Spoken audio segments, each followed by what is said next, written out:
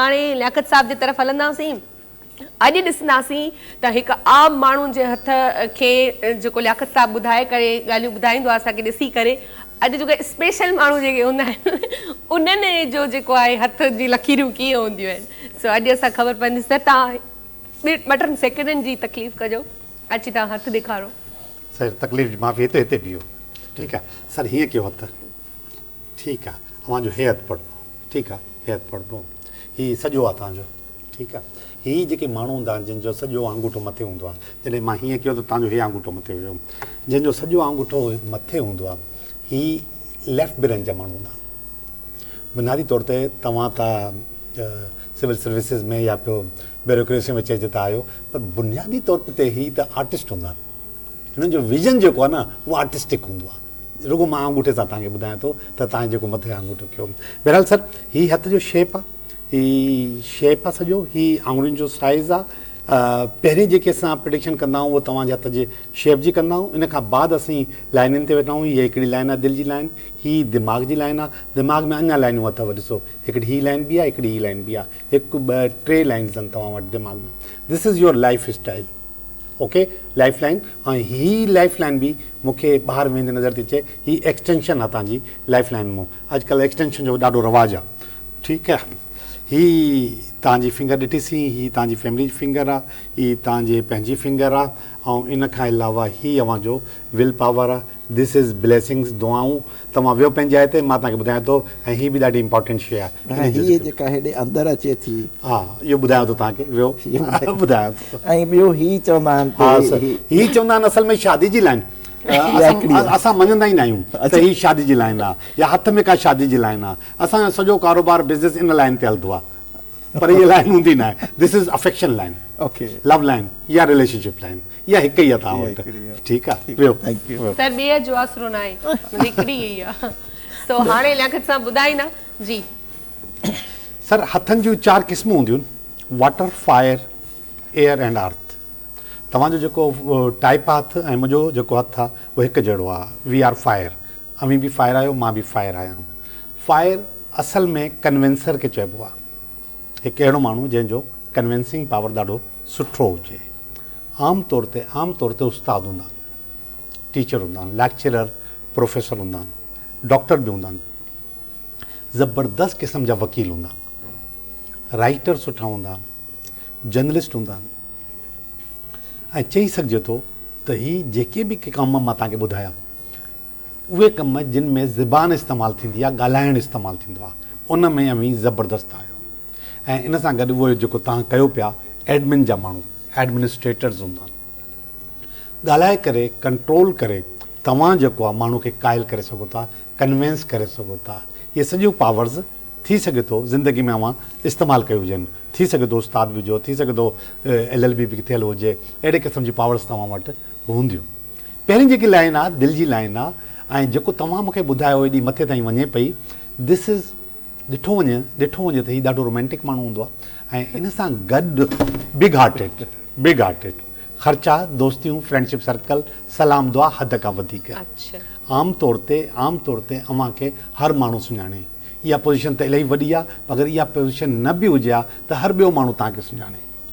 तव्हांजे दोस्तनि में, ख़ानदान में, कुलीग्स में, फ्रेंड्स में ऐं कज़न्स में तमामु मशहूरु आहियो। ॿी जेकी ॻाल्हि आहे उहा आहे अव्हां जी दिमाग़ जी लाइन। उन में मां 3 लाइनूं तव्हांखे ॻणे करे ॿुधायूं। मां अव्हां खे फायर चयो आहे, but you are more than fire. अव्हां फायर खां बि का मथे शइ आहियो, का मथे जी क्वालिटीज़ रखो था। तव्हां मल्टी टैलेंटेड आहियो, अमी जैक ऑफ ऑल ट्रेड आहियो, अमी हरफन मोला आहियो। जेको कमु ॾिजे, जॾहिं ॾिजे, करे वठंदा आहियो। हींअर ई तव्हां चओ त पिया तव्हां डेपुटेशन ते हुते कमु पिया कयो, इन खां अलावा बि तव्हांखे जिते मोकिलींदा तव्हां उहो कमु करे वेंदो ऐं उन में न कंदो। अव्हांजो जेको दिमाग़ आहे सर, उहो 70% खां वधीक एक्टिव आहे। आमतौर ते एवरेज दिमाग़ 60% ताईं एक्टिव हूंदो आहे। अमी 70% ताईं पाण खे इस्तेमालु कयो आहे ऐं सही माना में कयो आहे, पर अञा बि 30% खां वधीक पावर्स मौजूदु आहिनि जेके इस्तेमालु न पियूं थियनि।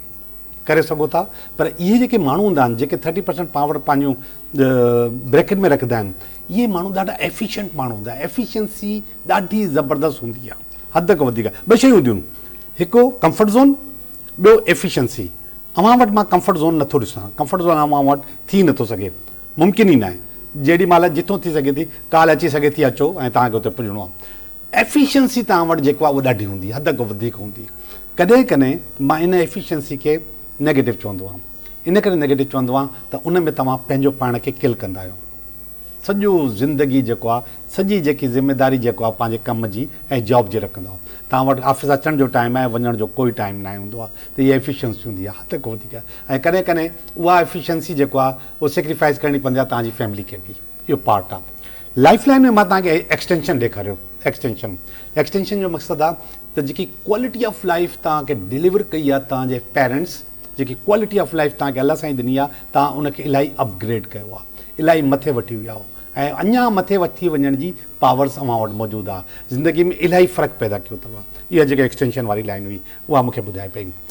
सफ़र करे सघो था जॾहिं दिलि चाहे कयो, ईगो पंहिंजी जाइ ते तव्हां वटि आहे, फायर ठहंदो ई ईगो सां आहे, सो ईगो आहे पंहिंजी जाइ ते मौजूदु आहे। घटि थियो हूंदो वक़्त सां गॾु, जवानी में हद खां वधीक हूंदो, वरी घटि थियो हूंदो, हाणे कुझु घटि थियो हूंदो, पर पंहिंजी जाइ ते ईगो मौजूदु आहे। हर शइ ते तव्हां जेको आहे कंप्रोमाइज़ न कंदो, किथे न किथे फासी पवंदो।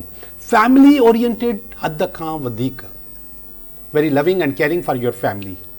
पीउ माउ हुजे, भाउ भेण हुजनि, बच्चा हुजनि, तव्हां हर लाइ, तव्हां जहिड़े माण्हुनि जे लाइ चवंदा हर हिकु माण्हू जे लाइ हुनखे ख़बर हूंदो आहे कंहिंखे कॾहिं छा खपे ऐं अव्हां हाज़िर आहियो।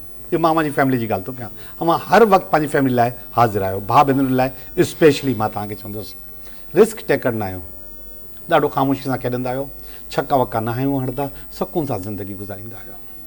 फायर वटि हिकु प्रैक्टिकल अप्रोच हूंदी आहे, दे आर 60% प्रैक्टिकल्स एंड 70% और 40% इमोशनल। पर तव्हांखे मां चयो त तव्हांजो दिमाग़ जी लाइन जेकी आहे उहा 70% आहे इमोशनल। पर हाणे तव्हांजी जेकी प्रैक्टिकल ऐं इमोशनल पावर आहे उहा 50-50 थी वई आहे।